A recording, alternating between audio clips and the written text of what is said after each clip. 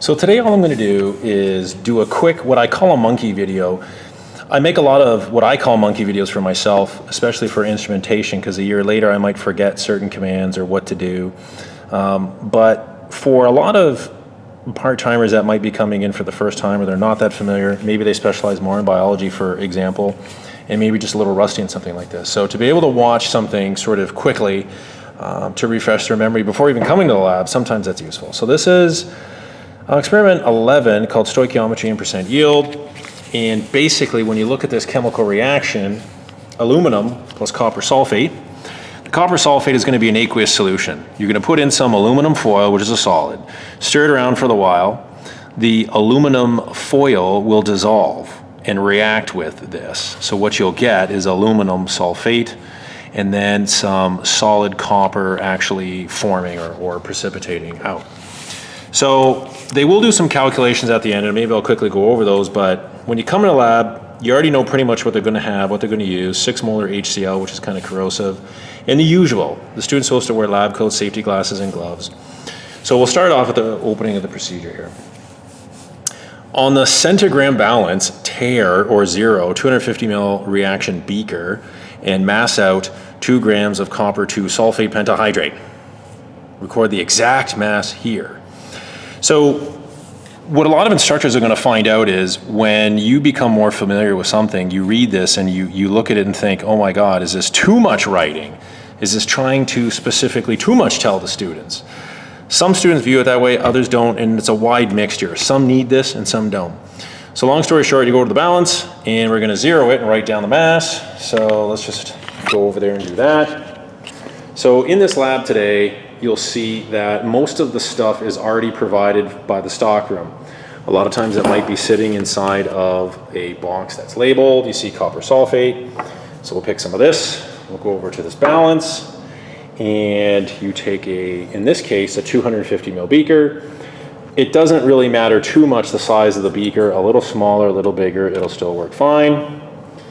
So on the scale, you put it on there and we're just going to hit, in this case, T. Every scale is different. I've just used 4 or 5 others, and this is the first one I've seen.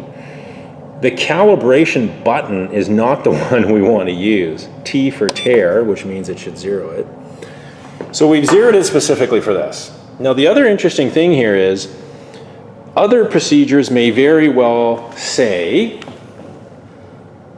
they may very well end up saying, why don't you weigh the beaker, get its mass, put in the copper sulfate, and take the difference. So you can see where this is going to go, right? But this one wants people to tare this, zero it, and then put in 2 grams. So I'm just going to pause this. All right, so I weighed out, in this case, 2.22 grams of copper sulfate sitting in there. I'm not really going to worry about it too much. There's a little bit extra. So I come back here at 50 mils of deionized water, and it says white tap, right? Using graduated silver and add it to the 250 ml reaction beaker and to dissolve your copper and make it aqueous. So that's a very long description. So basically put in 50 ml of water, stir it till it dissolves. We're using a glass stir rod. So now what I'm gonna do, I come over here, and if it's working, the white tap is the one at the sink that is supposed to have distilled water coming out. It's still working at the moment, so that's good.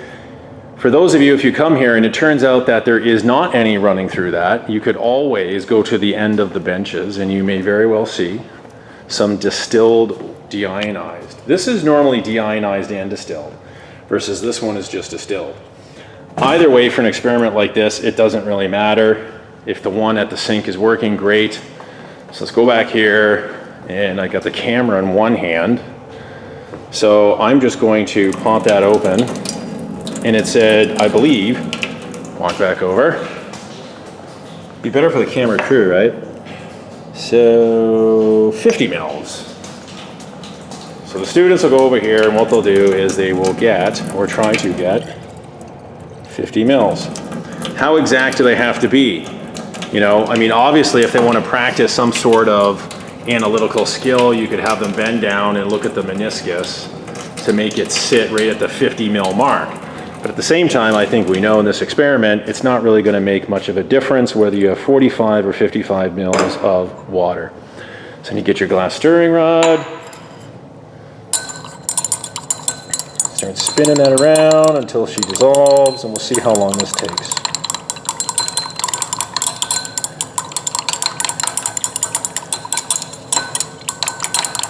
If it takes too long, dun, dun, dun. The swirl method can work, but then you often have to get those tough ones in the center to grind them down and really just go to town on it. If we were lucky, we get one of those magnetic stir bars on a magnetic stir plate and let it fly. But this is what your students are going to have here in pre-health. So it looks to me like actually within a minute, maybe 2 minutes, they would have every single last bit of that done. Let's say that's good. You head over here, and we are at step 3. Add approximately 5 mils of 6 molar HCl to the solution, and stir briefly to mix the solution. So we're going to add the 6 molar HCl, and then we're going to add the next step 4, add a square of aluminum foil. But you have to get the mass of the aluminum foil first. So we went and grabbed some aluminum foil, which you can see was in this beaker. I got 1 square of it. We'll see how long that lasts. So the idea is to take your scale here and tear it. But you can see how it's going to fluctuate a little bit, especially if you sort of breathe on it. So at the moment, it's zeroed.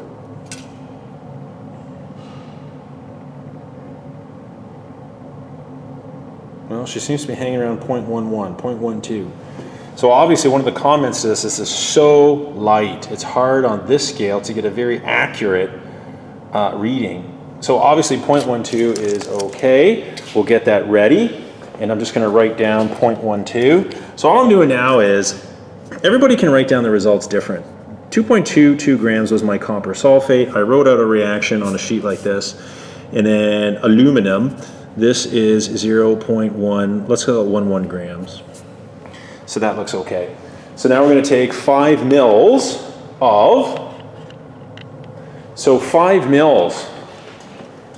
Obviously to get that, if we're going to measure it right, you need a smaller graduated cylinder. And back here you can see how they have most of it lined up in bins. This is a 10 mil graduated cylinder. Put that baby here.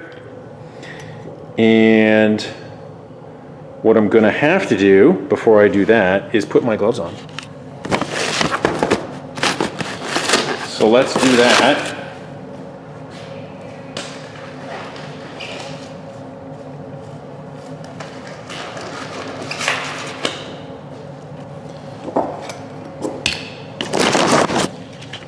So I left this record. I have my gloves on, and we have this, and it wants 5 mils.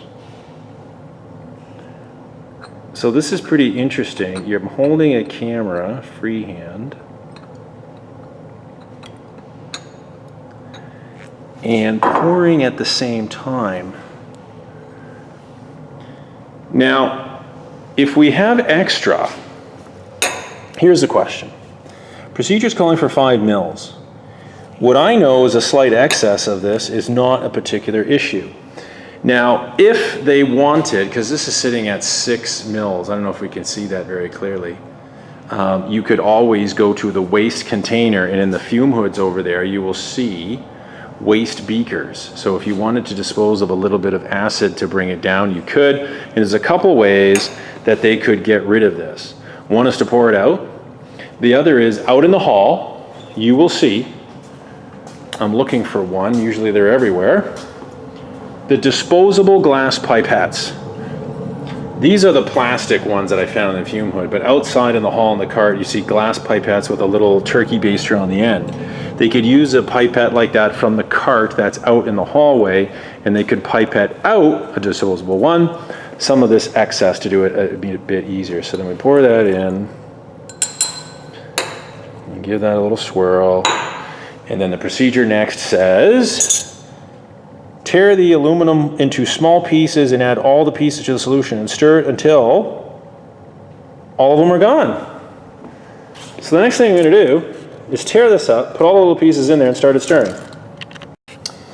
So we've got to keep in mind here that I'm doing this without any practice. I'm just winging it, freewheeling the camera around. The only point is to get a rough idea of what it looks like. It's not meant to be some sort of professional helping video here. So we're in part B. We just ended up stirring this, and it took maybe about 5 minutes. So you can see the color's totally different. There's a precipitate on the bottom, which is going to end up being copper powder itself.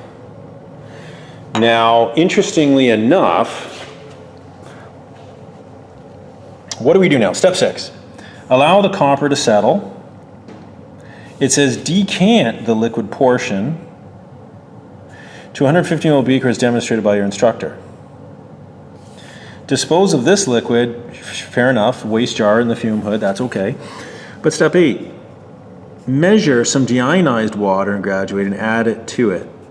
So basically what all this is doing, folks, is you are essentially trying to wash away some of the acidic nature of most of that liquid that's on top. So obviously when you decant, the idea, and it's a little tricky, what I'm getting happening here is kind of interesting. You'll see that a little bit of the copper dust is sitting right on the top of the water. The bulk of it likes to sit on the bottom, but there's a little bit of dust that sits right on the top. So the decanting can be done. If this was a very expensive drug and you wanted to save every last bit of it, those few flakes of dust that are coming out. So somebody could ask, oh, a few bits of the copper dust that were on the top I'm losing it. Well, we're not going to lose sleep over this because you're not getting marked on accuracy. What you want to do is the best you can to keep absolutely most of it. And it's a bit of a slow thing, right? So right about now, I figure I'm okay to leave that little bit of liquid left. When you look at what's been decanted very closely, I don't know if the film can show it, there's a little bit of dust that's still in there. So obviously in the future, if this is an analytical experiment, or you could source this right now as a source of why your final answer might not be exactly correct, you know there's a little bit of copper solid in there. So now it says add 25 mils of deionized. Does it have to be 25 mils? It's not really that important, but we get our grad cylinder and we fill it up till we get 25 mils. Pour that in. And again, if anybody asks why are we doing this, this is essentially called washing some of the acidic solvent away from our copper powder. And normally that's just a good GLP, good laboratory practice to do something like that. So I swirled it. Now you're going to let it sit.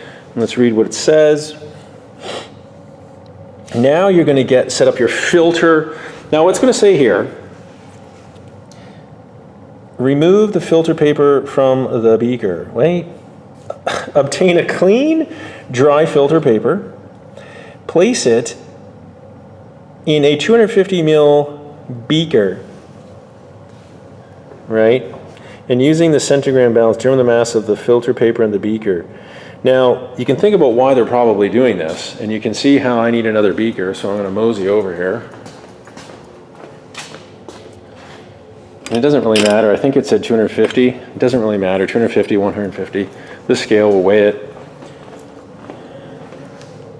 The one thing you want to do as an instructor, though, is whatever on the day you have a filter flask with the sidearm, a vacuum tube up to the house vacuum, right? You're supposed to clamp it to a retort stand always.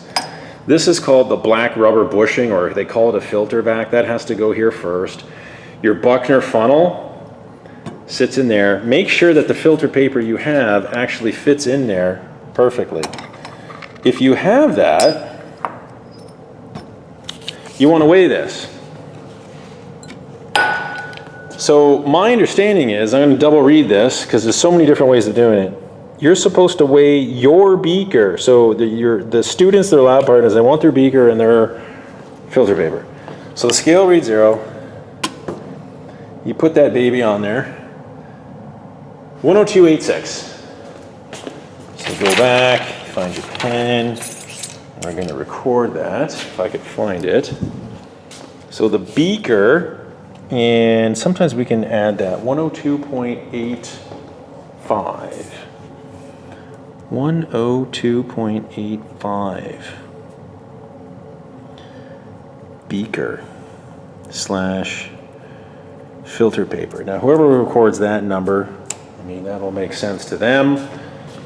So now, they have to make sure they keep an eye on that beaker for their mass later. I'm going to put that in here, and we're going to filter that.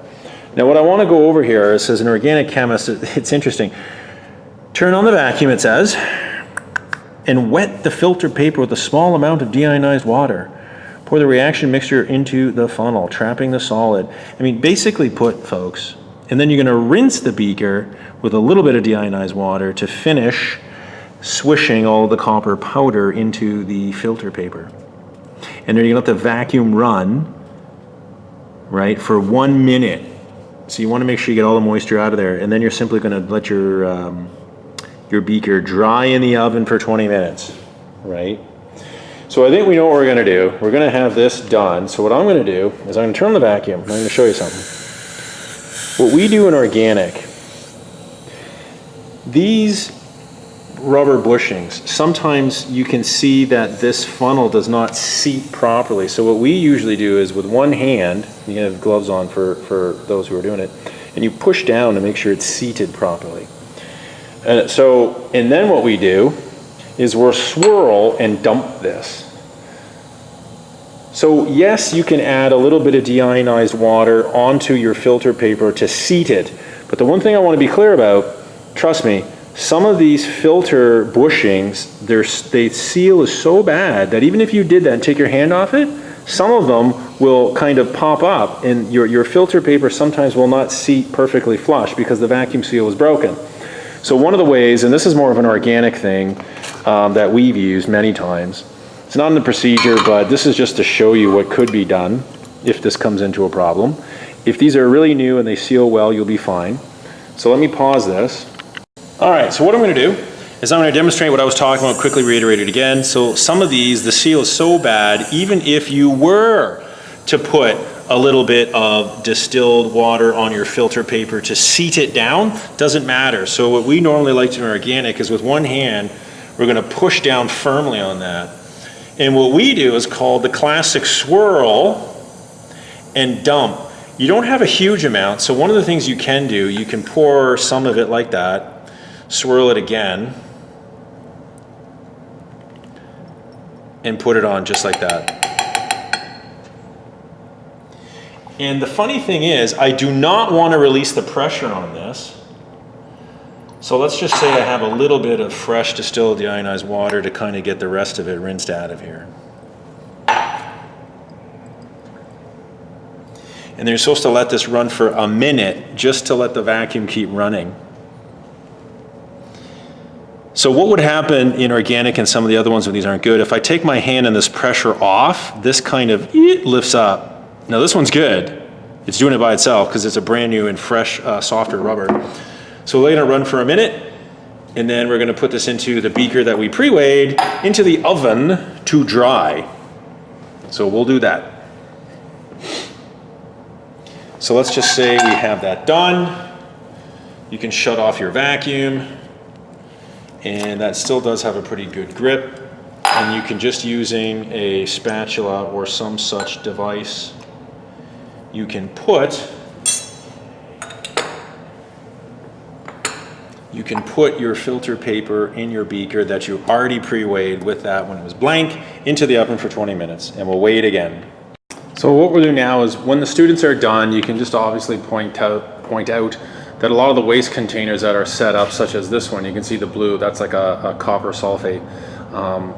So the stockroom will provide somewhere in this vicinity or other waste beakers. So they got to make sure that they dump their waste into the appropriately labeled ones and they rinse them out to clean up their bench. So what I'm going to do now is let's do these calculations. So let me just take you through this. What you have to remember here, and this is the number one thing that could almost be stated if you wanted to make your own video at home. You can take a video camera, put it in a retort stand, and just when you're talking and writing, it can record it for you. It's cheap, easy, fast, and it works great. The only issue is some cell phones, when you turn them on their side and then you go record them onto your computer to put on YouTube, and they're sideways and there's no way to fix it depending on your cell phone. So a normal camera works. Now the interesting thing is you're weighing out copper sulfate with 5 H2Os. That's the source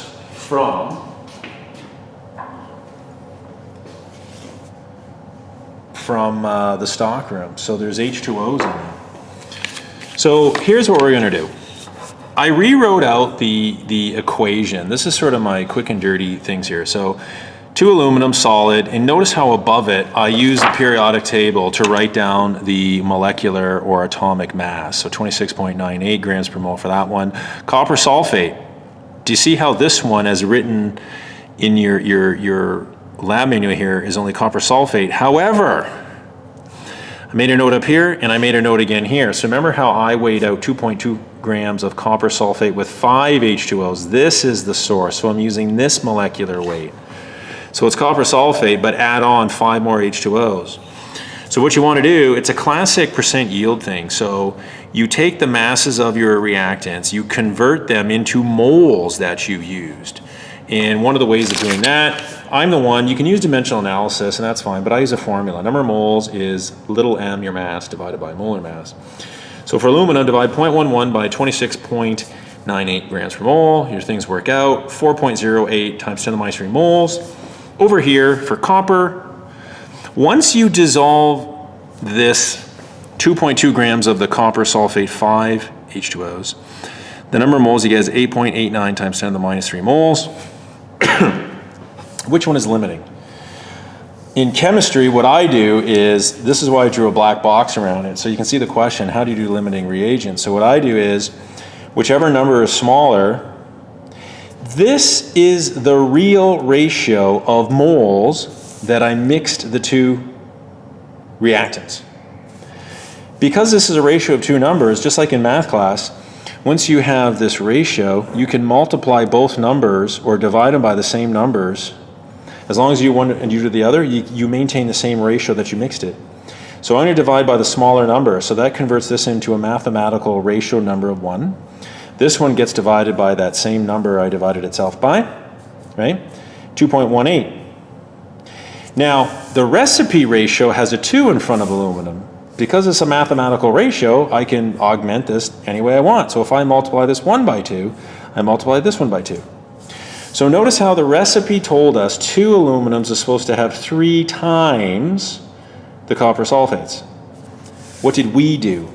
We mixed it for every 2 of those, 4.36 of these. So clearly, that's much higher than what the recipe ratio called for. So this one is in excess.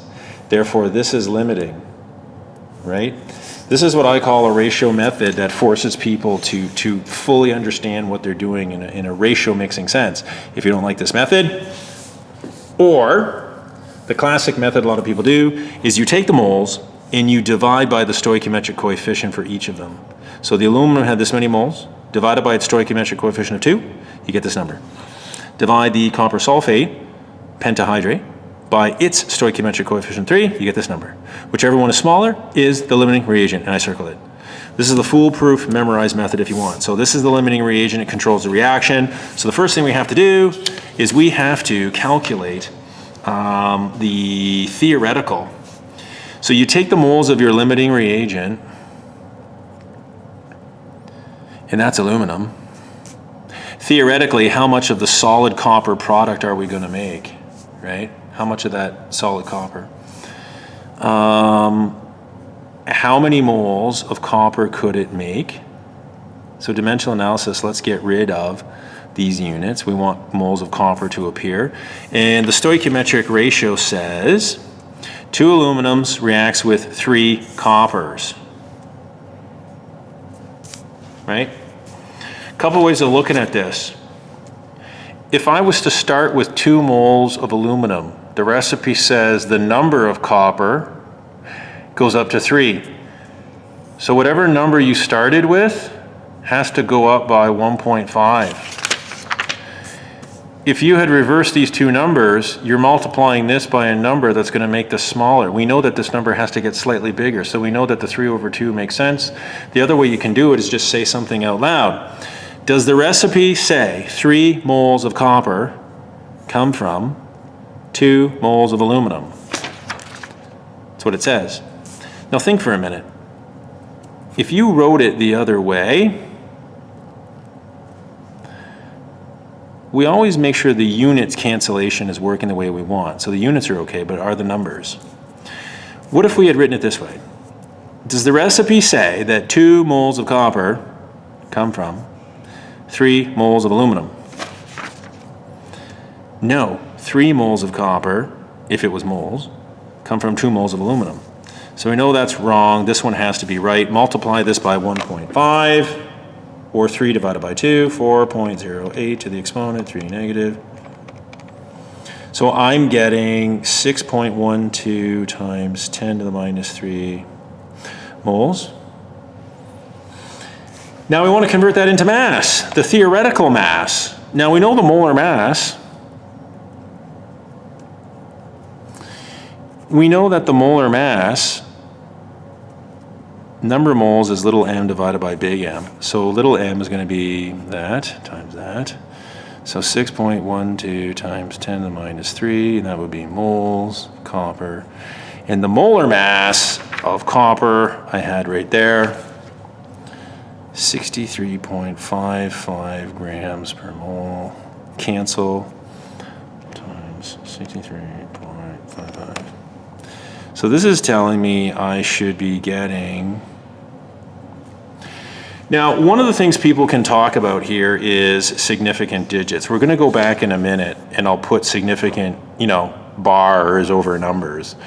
Your rough calculation number can have as many digits as you want. But we'll come back later and we'll write down sort of a final number with the correct significant digits allowed, right? But for now, this is looking good. This is the theoretical.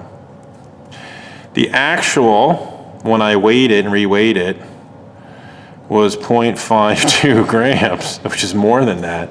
So the percent yield is the actual divided by the theoretical times 100%.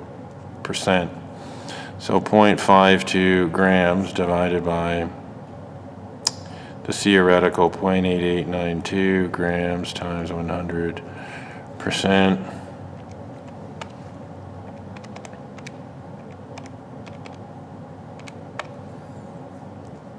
133.7%.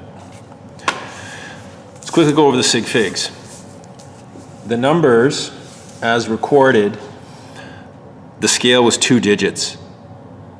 The digits we get from the periodic table, these are all good, but you're dividing, so you're limited by the number of digits here, which is 2. So I put a bar over those 2. Those are significant. These are significant. These are not final answers to my knowledge requested. Your final answers are percent yield and grams mass that you got. So here's the weighed by difference, 0.52 grams of the product. Those 2 digits are significant and fine. So where does that take us next? This was significant. These are perfect. So we're capped to these 2, write a bar over those 2. We use those 2 here, those are good. These 2, these are good. Just these 2, 2 and 2. So just these 2 are good. So technically the final answer, that's a raw answer, would have to be 1.3 times 10 to the 2% in sig figs, or I could write it as 100. Even if you round it up, that doesn't round this one up any higher. That has to stay at 0, 130%. So you can either write it this way or this way. That's the percent yield. This is the actual yield in grams.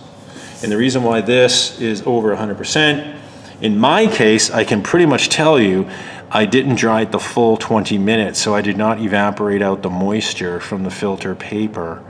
So that would be one of my reasons for why this is a higher than 100%. In fact, unless people take great pains to drying it completely, a lot of people might get close to 100, a little over. Okay, so that would do it, I believe, for this one.